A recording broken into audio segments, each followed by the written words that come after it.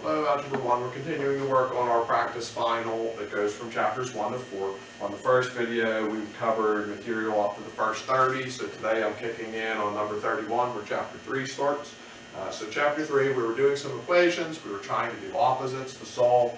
So on 31, you'd look to subtract 23 on both sides. That lets you cross off the 23s and get an answer in -8. 32, the 8's multiplying, so you want to divide. If you divide both sides by 8, you'll get an answer of 8.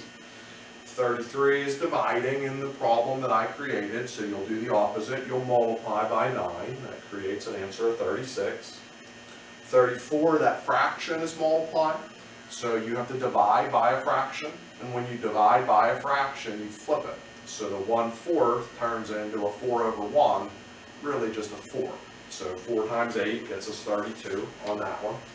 35, we have 2 steps to do, so I'll do that one on the board. When you have multiple steps, look to add or subtract first. Even though that's against the order of operations, the order of operations also runs it backwards, opposite to some degree. So with an add 9, I'll subtract 9 to let me get rid of the 9's. Copying the 4x, the math on that gets -24.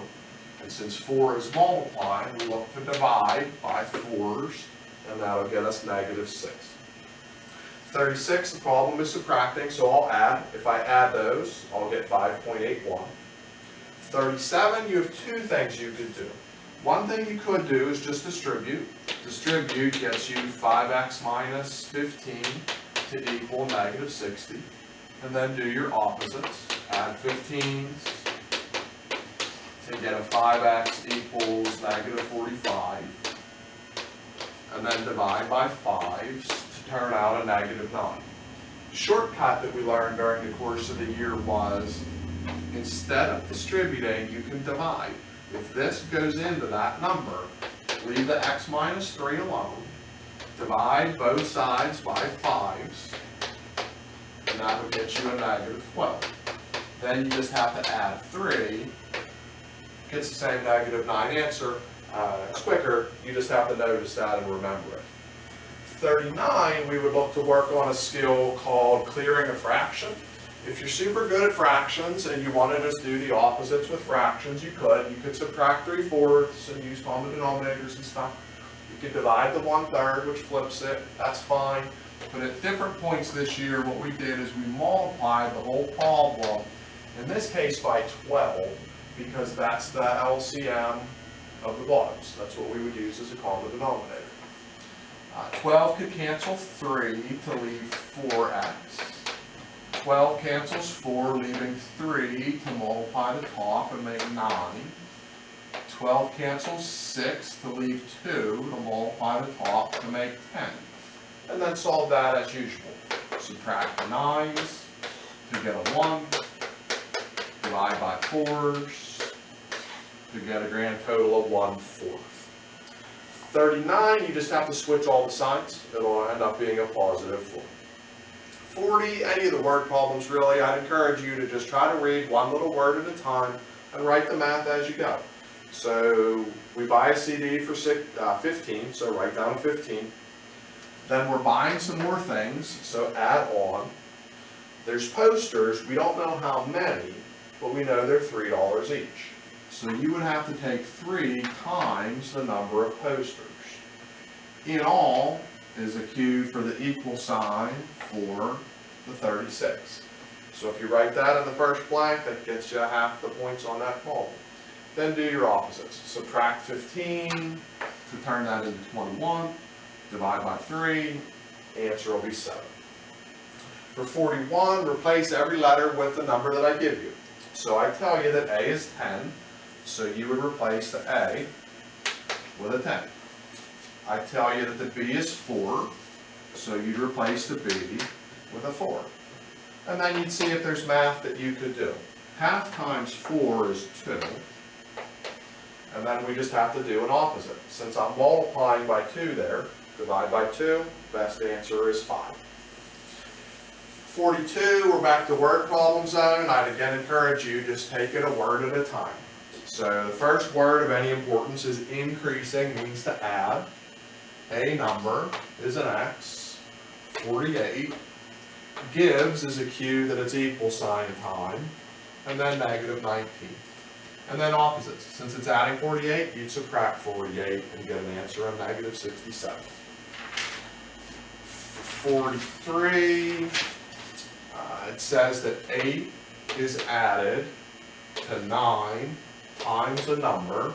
The result is a cue for equals 89.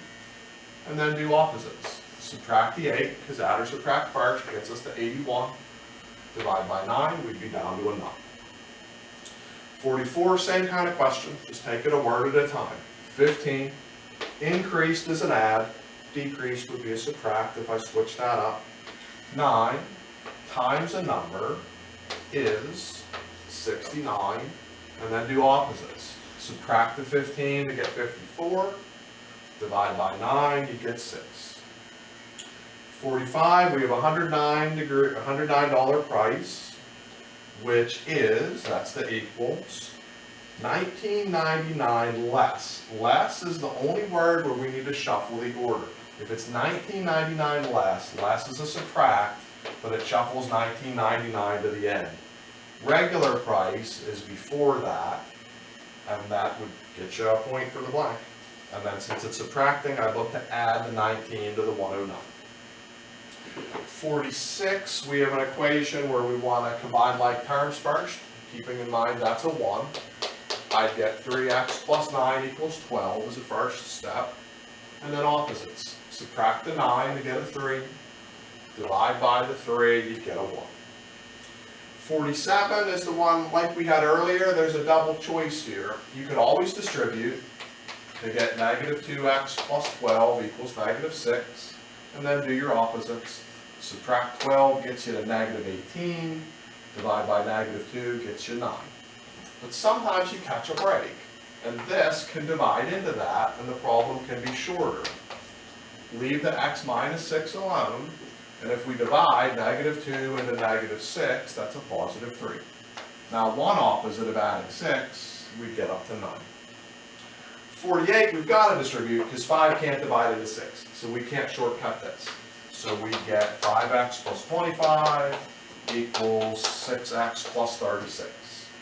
When you have a variable on each side, you're not allowed to combine these to make 11x. When there's one on each side, that's different when they're on the same side. Variables on the same side, combine them. When they're on different sides, you have to pick one to eliminate. If I want to eliminate a positive, I'll subtract. If I wanted to eliminate a negative, I'd add. So if I choose to get rid of this, I could subtract 5x to cross that out. And I would do that with the other group of x's over here. If I instead wanted to get rid of this, I could subtract 6x, and I would do that under this as well. But I don't want to do that because I'd get a negative if I subtract 6. I'd rather subtract 5x to make this problem become 25 equals an x plus 36. I just copied the 25 and 36. 6x minus 5x is 1x. I don't want to write the 1. Then do an opposite. Subtract the 36, we get a negative 11. 49, same kind of a question.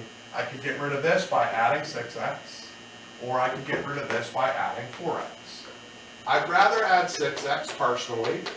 Both of those choices would get us to the same answer, but adding 6 will stay positive.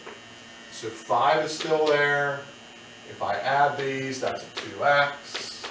Minus 9 is still there. And then do opposites. Add the 9 to get us up to 14. Divide by 2, we get 7. You could also always check these answers by putting them in. If you put the 7 back in, 6 times 7 is 42. 5 minus that's negative 37. Put the 7 in here and you get negative 28. Minus 9 also is negative 37. 50, you need a little bit of memory or a little bit of studying if you forgot this. Anytime we have consecutive integers, we give them these names. X, x plus 1, x plus 2, x plus 3, x plus 4. You list as many as you need. This said to do 5. So I have 1, 2, 3, 4, 5 numbers.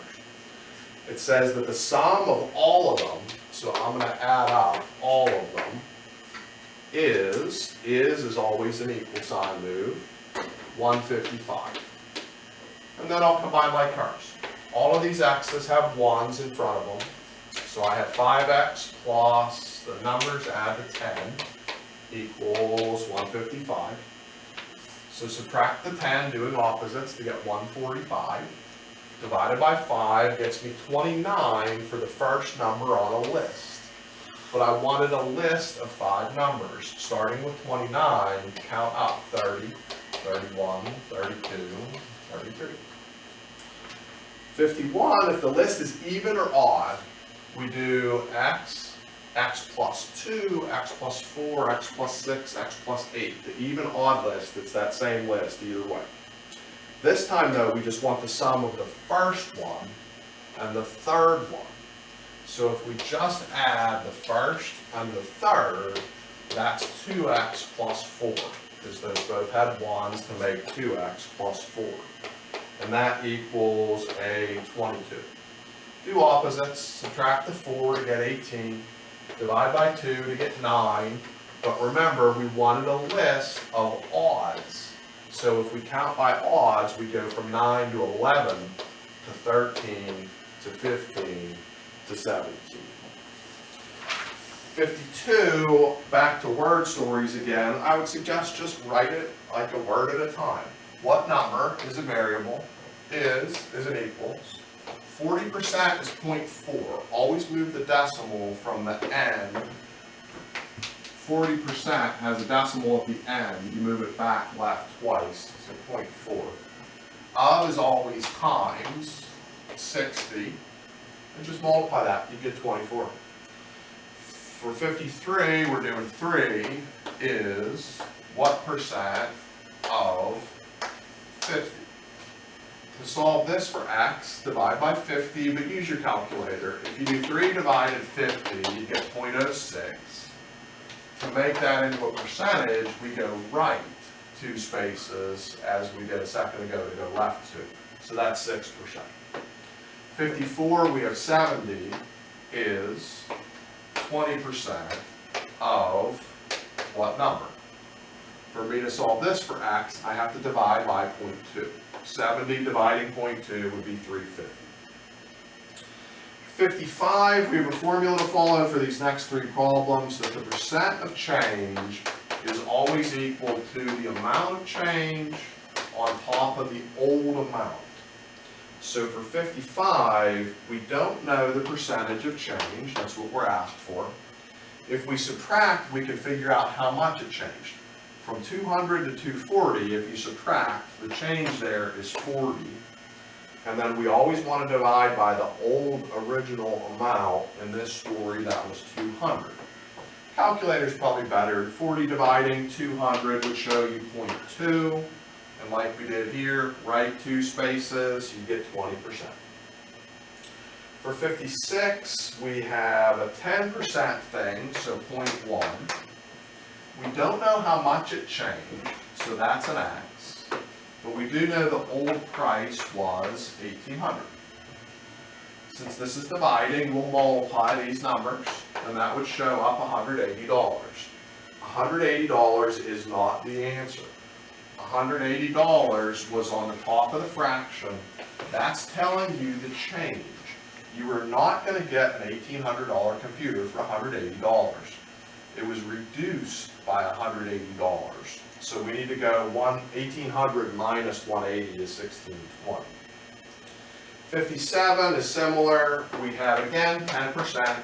Again, we don't know the change. We do know $4.99 for the TV. We'd again multiply these to get $49.90. That is not the price of the TV. The top of the fraction represents the change in the story. So the $49.90 has to get added on to the $499. It's $548.90. 58, we're just doing an opposite. Since the problem's adding y, we'd subtract y. If 7 tries to subtract y, you can't do it. It's just 7 minus 1. For 59, we need to distribute to get 2x plus 2y equals 3. I would not recommend dividing into that because it won't go evenly. We're trying to solve for y, so I'd subtract 2x to eliminate that. Subtracting 2x over here leaves 3 minus 2x. 2y equals that. Then we want to divide by 2's, so this whole thing just goes on top of 2. And that is the answer. 60, we have one of our train problems. So we usually did rate, time, and distance. So what we have here is the rates are like the mile per hour. So 30 is the rate on the fast train, 20 is the rate on the slow train. So you could label this somehow, fast, slow, A, B, however you want to label it. We're leaving at the same time, so these can both be the same variable. And then we always multiply it across. Rate times time always equals distance. So 30 times t could be that box. 20 times t could be that box. So one train went this way, one train went that way. They're going to be really far apart eventually. How far apart they're going to be, we would find by adding those. So 30t plus 20t would equal the 250 that's mentioned in the story about how far the trains are apart. And actually they started out apart and drove together. So this train came this way, that train came that way. But still the point remains, we're adding the distances together to equal the 250 for them to meet in the middle. Combine like terms, 50t would equal 250. Divide by 50s, then you get 5. I hope that's enough info. If it's not, email me. We'll talk on Zoom. We'll work it out. We reviewed for 2 days with this sheet, but the test will be a 1-day event. So the next event for you is the final. You can use the videos, you can use the notes, you can use your own papers, you can use the papers I've emailed you with answers. Use whatever you need to use to make the final be the best it could be. And I'll get that from you soon. See ya.